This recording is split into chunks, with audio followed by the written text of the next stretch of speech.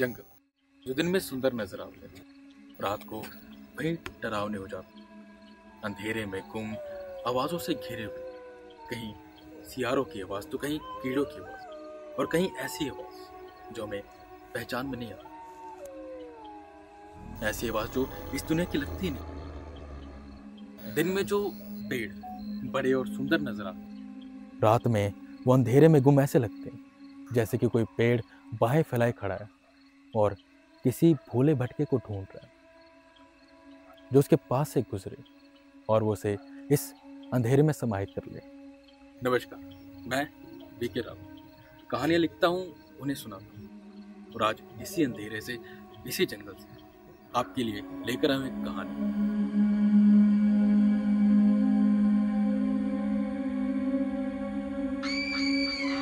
अंधेरा काफी हो गया था। रात के ही 10:30 बज रहे थे। जहां पर शहर देर रात तक जागता रहता है, वहीं गांव जल्दी सो जाता है। ऐसे ही छोटे से गांव खिमड़ी में रहने वाला हरिओम गया हुआ था दूसरे गांव किसी की शादी में, पर रात को आते हुए उसे काफी देर हो गई। खैर, अंधेरा हो चुका था और उसके गांव और जिस गांव में वो गया था शादी के लिए, उन दोनों के बीच में आता एक जंगल, और वो रात के समय उस जंगल को पार करने का सोचता है। चारों तरफ अंधेरा था। एक हाथ में टॉर्च पकड़े और दूसरे से हैंडल संभाले वो अपने घर की ओर जा रहा था। अंधेरा काफी था और आसपास से आती आवाजें उस माहौल को और भी ज्यादा डरावना बना रही थी। पर हरिओम को इन सब चीजों से डर नहीं लगता था, क्योंकि वो बचपन से ही इसी माहौल में पला बड़ा है। चाहे वो देर रात को खेतों में जाना, मोटर चलाना, इन सब चीज़ों को उसने किया था, तो ये अंधेरा, ये आवाज़ है, उसे डरा नहीं रही थी। ऐसे ही साइकिल चलाते हुए, धीरे धीरे गुनगुनाते हुए वो अपनी मस्ती में धुन बस अपने घर की ओर जा रहा था। वो एक पतली सी पगडंडी पर उतरता है। वो जैसे ही 2 पेड़ों के बीच में पहुंचता है, ना जाने क्या होता है कि उसके साइकिल की चैन उतर जाती है। वो साइकिल से उतरता है और चैन ठीक करने लग जाता है, पर उसके आसपास कोई भी नहीं था।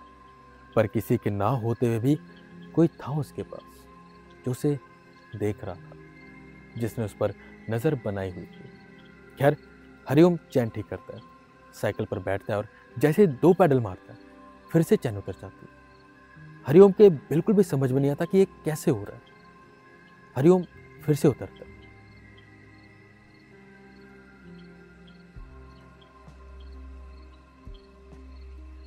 पर इस बार जैसे वो चैन ठीक करने के लिए झुकता है, उसे एक आवाज आती है। एक आवाज जो इस वक्त उसे सुनाई देगी, ये उसने सोचा नहीं था। ये आवाज एक बच्चे की थी, पर इतनी रात को जंगल में बच्चा।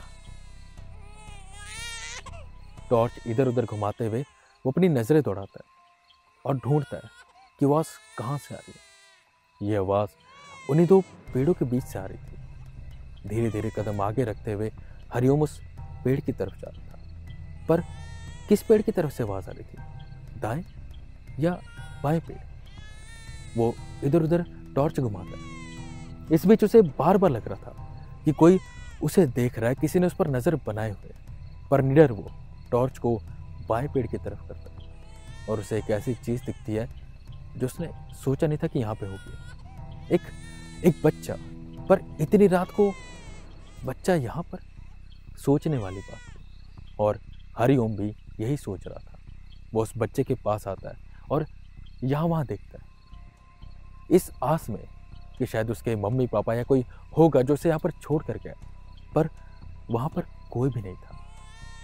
हरिओम जैसे उस बच्चे को उठाने के लिए झुकता है कि उसे आसपास से सियारों की आवाज आती है। ऐसा लग रहा था कि सियार भागते हुए उसके पास आ रहे हैं। हरिओम डर जाता और फटाफट उस बच्चे को उठाता है और ना आओ देखता है ना ताओ, साइकिल वहीं छोड़ बस भागना शुरू करता है।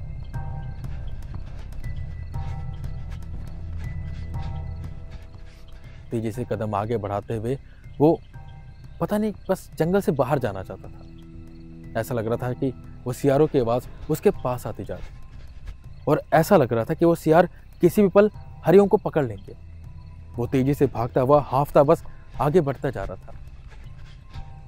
पर एक चीज थी, वो जैसे जैसे आगे भागता जा रहा था, एक वजन था जो बढ़ता जा रहा था।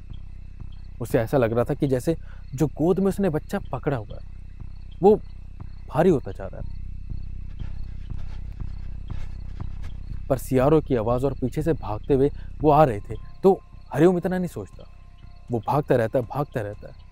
पर जब ये वजन इतना ज्यादा बढ़ जाता है कि उसके कदम धीमे पड़ने लग जाते हैं, जो छोटा सा बच्चा उसने पेड़ के नीचे से उठाया था और जिसे वो गोद में लेके कब से भाग रहा था, अब वो बच्चा बच्चा नहीं रहा था, वो बड़ा होता जा रहा था।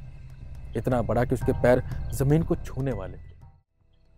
हरिओम ज्यादा ना सोचते हुए बस उस बच्चे को फेंकता है और भागता है।